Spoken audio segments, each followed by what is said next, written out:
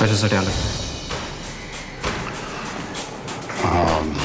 समीर, आपण उगाच बोलण्यात वेळ घालूया नको. हे वाच.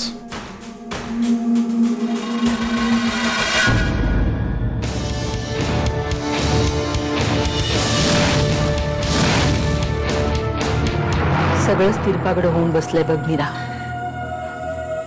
त्यावेळी ते सरोगसीचं प्रकरण तू केलं नसतंस ना तर आज ही वेळच आली नसती. आत्या, त्यावेळेला माझ्यासमोर कुठला पेच होता आणि काय परिस्थितीत मी तो सरोगसीचा मार्ग सुचवला होता हे तुला कुठे माहितीये? कशाला उगाच मागचं उकरून काढतेस तू? मग काय करू ग? नमिता बाळ बाळ म्हणून तळमळतीये. जे काही चाललंय ते सगळं मुकाट्यानं पाहावं लागतंय मला. समीर, समीर, अशोक नोटीस दाखवतोय ते. आपलं बाळ मागतायत. तुझं साईन केलेलं कॉन्ट्रॅक्ट आहे त्यांच्याकडे.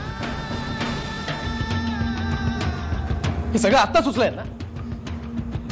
यांचं दुःख पाहून तुझं काळीच तुडत होतं ना त्यांच्यासाठी. बघ आता तुझ्यावर कायद्याचा बडगा उगारलाय त्यांनी.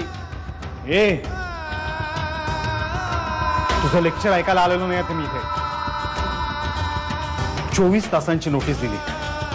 24 तासांच्या आत जर बाळ शुभंकर प्रधानांच्या घरी आणून दिलं नाही तर नाईलाजानं आम्हाला कायद्याचा आधार घ्यावा लागेल.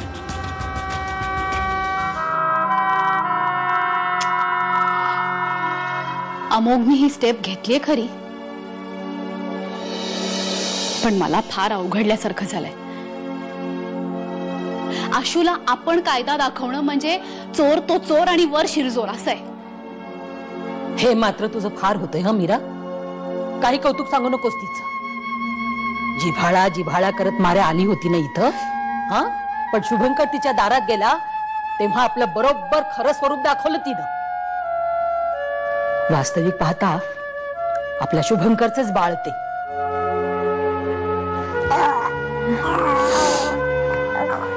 समीर, मी माझ्या बाळाला नाही देणार कोणाकडे. अशो, मी सुद्धा बघतो कसं शुभंकर घेऊन जातो ते बाळाला. तू काळजी नको करू. हे बघ, जेव्हा आपलं बाळ नसणारच होतं ना तेव्हाची गोष्ट वेगळी होती. आता नाही जमणार मला ते. आणि असं केल्याने मी त्या बाळावर अन्याय करीन हा विचार नाही येत तुझ्या मनात. आणि आपण त्यांना व्यवस्थित पैसे देऊ ना, त्यांची व्यवस्था बघतील ते. का? माझी गरज संपली आता? यांना दिवस गेल्यावर माझी गरज संपली? अश्विनी, काय सांगणार आहात तुम्ही मला?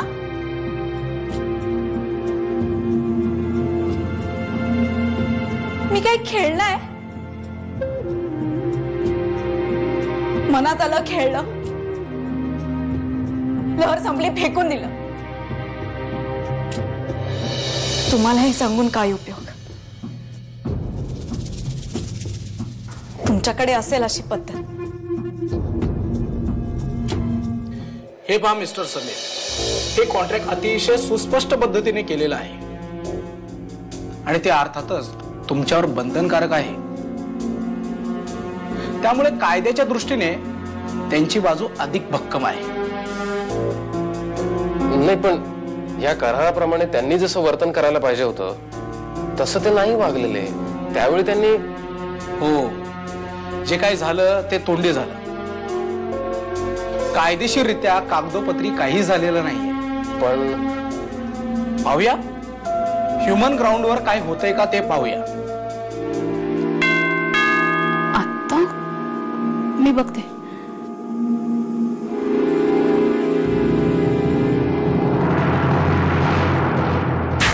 अश्विनी, मला मिस्टर प्रधानांशी बोलायचं.